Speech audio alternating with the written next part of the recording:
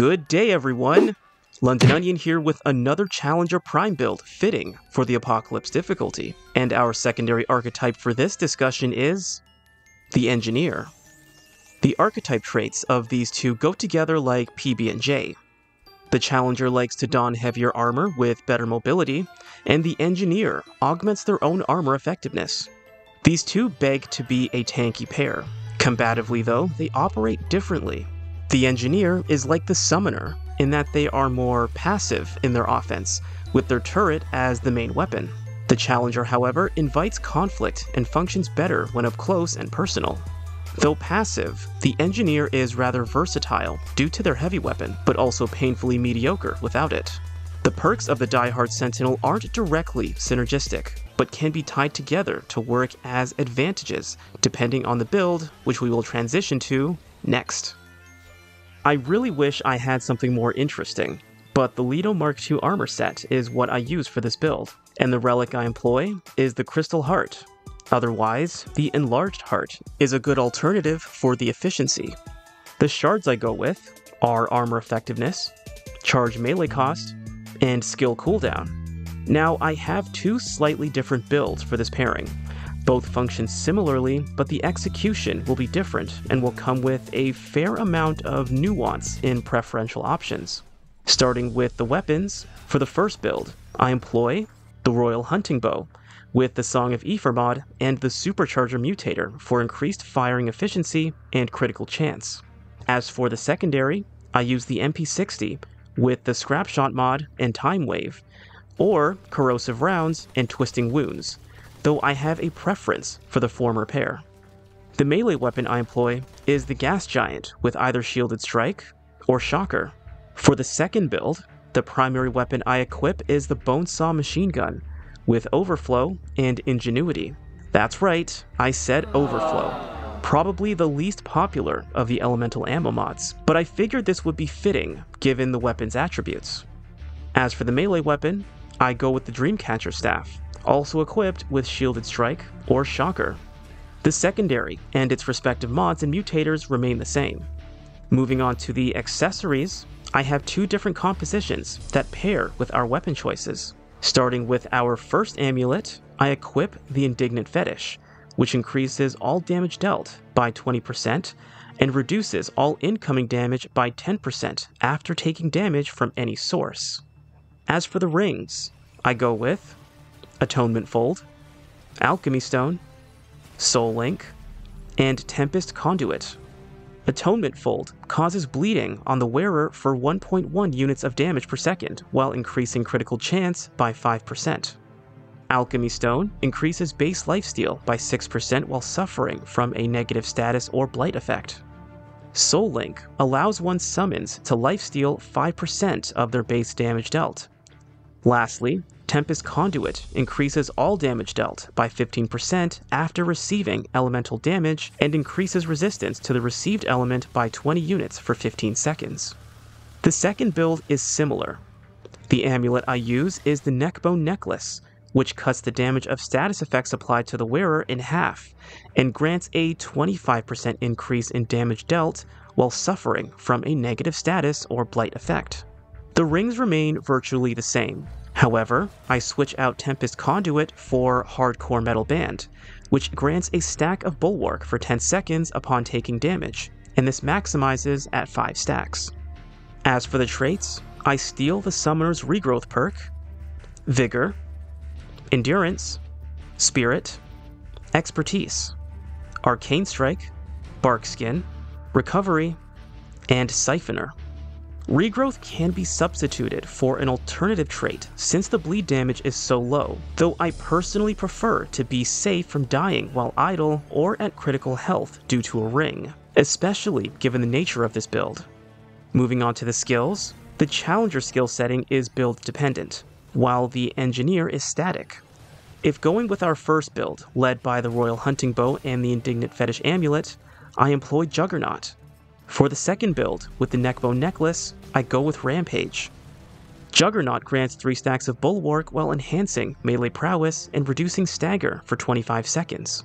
Rampage has more of a ranged combat orientation by increasing fire rate by 10%, reload speed by 25%, and movement speed by 15%.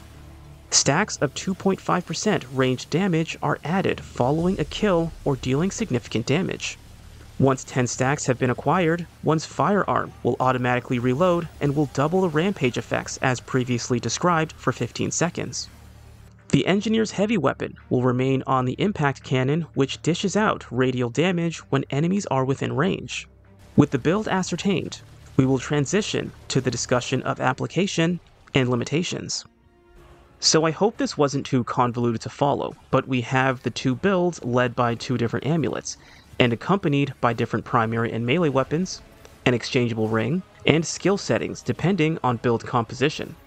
So these builds function on received damage / negative status effects, but with a return on investment of increased damage and survivability through lifesteal. The Atonement Fold ring is integral to the efficacy, though technically not entirely necessary. In the Indignant Fetish build, the Gas Giant's Dying Breath is sufficient to activate the amulet and Tempest Conduit, though this onion would argue that relying solely on a melee weapon to activate the amulet and 2 rings to be suboptimal at best, and will make surviving certain enemy encounters much more difficult than they need to be. Plus, there is a bit of an invulnerability delay before one becomes corroded. Instead, Atonement Fold would guarantee that damage is permanently buffed and will activate the lifesteal effect of Alchemy Stone. Gas Giant would then count as an additional augmented measure for increasing damage with Tempest Conduit. Now, I wouldn't call either of the two builds brawlers, but the Shielded Strike Mutator will allow one to hang and bang with multiple foes, and make an easier use of charged / neutral evade charge attacks. Shocker is intended to serve a similar purpose of dealing with multiple foes, but rewards more of a hit without getting hit type of style. Part of the lifeline is the Soul Link ring. As a single target, it is easy to become overwhelmed. Despite the challenger thriving in close range with multiple targets, the associated perks should not be abused. The Engineer heavy weapon is intended to serve as a foundational layer of defense where the number differential is too dangerous to take on, and will provide pockets of staggering pulses to allow one to return offense while keeping them alive.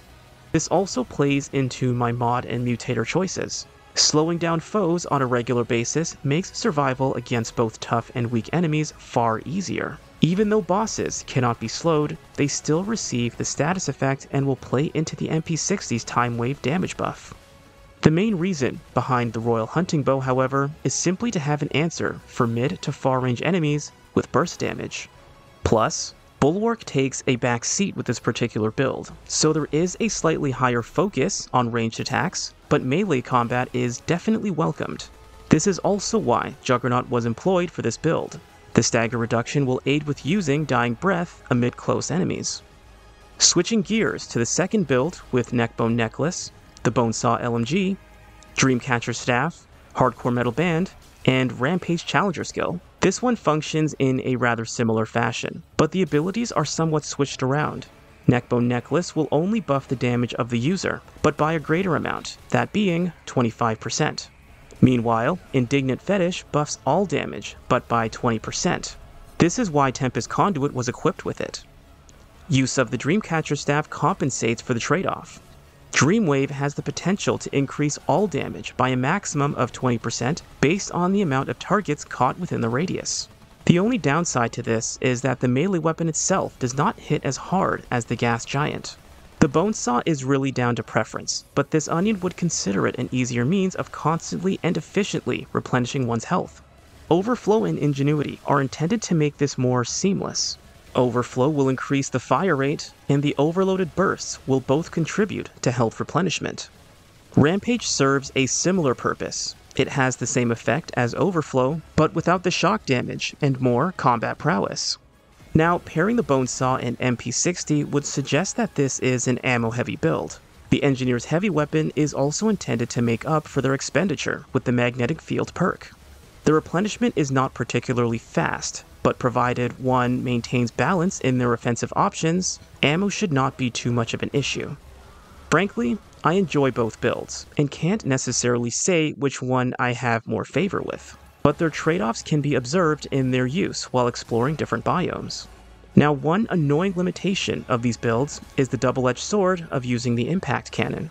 Unlike Rufus, or the summoner minions, you have to manually take that bad boy wherever you go, or deactivate it for a loss in some of its ammo. Setting it down will also require some proactivity. If caught by surprise, setting it down could lead to one's demise. The next limitation is with the bleeding effect of Atonement Fold. All healing is unfortunately reduced by 50%.